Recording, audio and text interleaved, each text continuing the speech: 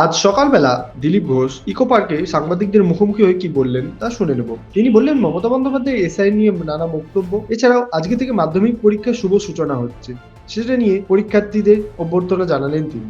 এছাড়াও খাস কলকাতার বুকে সিন্ডিকেট দখলে কেন্দ্রের দুই গোষ্ঠীর মধ্যে সংঘর্ষ চলল গুলি, তা নিয়েও বললেন তিনি। এছাড়াও পুলিশের গাড়িতে ইট বা আগুন লাগিয়ে দেওয়া নিয়েও কথা বললেন তিনি। এছাড়াও আরো কি বললেন তিনি শুনে নেব। এই তো বাংলা আর তোল বাস আমি তুলবি না রেডি। তো রাজধানীতে মমতা এসআইআর নিয়ে মুখ্যমন্ত্রী মমতা বন্দ্যোপাধ্যায় বিকেল 4টায় জাতীয় নির্বাচনের কমিশনের সঙ্গে বৈঠক, এবং বৈঠকের আগে মমতা আর কমিশনের মধ্যে চরম সংঘাত। মমতা ব্যানার্জি সংঘাত করতে পারেন, কিছু কাজ করতে পারেন। এখন খালি এই করে নিউজে থাকা আর যতটা ডিলে করা যায় এসআইআরকে এই চেষ্টা করছেন। এতে কার কী লাভ হবে? উনি বুঝতে পারছেন যে যত ভুয়ো ভোটার ছিল সব ছাঁটাই হয়ে যাবে, তো ওনার পক্ষে জেতা মুশকিল হয়ে যাবে, সেজন্য শেষ চেষ্টা করছেন, কিন্তু ওই ঝগড়া লড়াই করে কিছু করতে পারবেন না।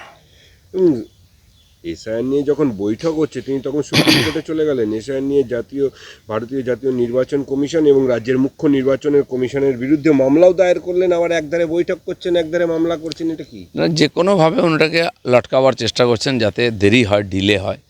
তো ঠিক আছে, যা যা প্রশ্ন আছে সে উত্তর তো ওরা দিচ্ছে, এবং সুপ্রিম কোর্ট যা বলে সেটাও নির্বাচন কমিশন মেনে করছেন, কিন্তু এসআইআর তো কমপ্লিট করতে হবে। উনি সেটা করবেন না, খেলবেন না, খেলতে দেবেন না। এই রাজনীতি কদিন চলতে পারে? সারা দেশের মধ্যে পরিবর্তন হয়েছে, পশ্চিমবাংলায় হবে এবারে। এই মাধ্যমিক পরীক্ষা নিয়ে রাজ্য এবং নির্বাচন কমিশনের মধ্যে দোষারোপ চলছেই, তারই মধ্যে শুরু হচ্ছে মাধ্যমিক। এসআইআরের কাজ প্রায় হয়ে গেছে, বেশিরভাগ বিএলও দেখলাম তাদের কাজ জমা দিয়ে দিচ্ছেন, সেই জন্য পরীক্ষা নিয়ে কোনো টেনশন নেই। সবই আর মমতা ব্যানার্জিদের তরফ থেকে করানো হচ্ছে ইচ্ছা করে, টেনশন ক্রিয়েট করে একটা বিতর্ক তৈরি করা ছাড়া আর কিচ্ছু না। পরীক্ষার মতো হবে, এসআইআর আগেই কমপ্লিট হয়ে গেছে। গতকাল রাতে খাস কলকাতার বুকে সিন্ডিকেট দখলকে কেন্দ্র করে তৃণমূলের দুই গোষ্ঠীর মধ্যে সংঘর্ষ চলল, গুলি, এমনকি পুলিশের গাড়িতেও পড়ল ইট, এবং অভিযোগ শাসক দলের নেতা মন্ত্রীর ছত্রছায়াতেই অভিযুক্ত সোনা পাপ্পুর এতই বারবার থানার ঢিল ছোড়া দূরত্ব।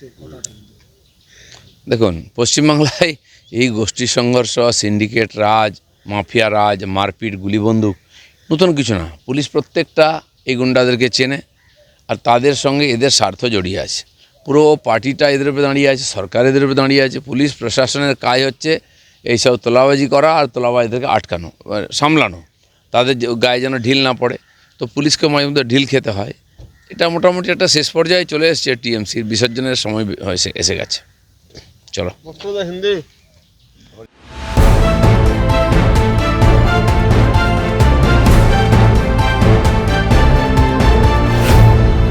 Bureau report, Bengal টিভি.in।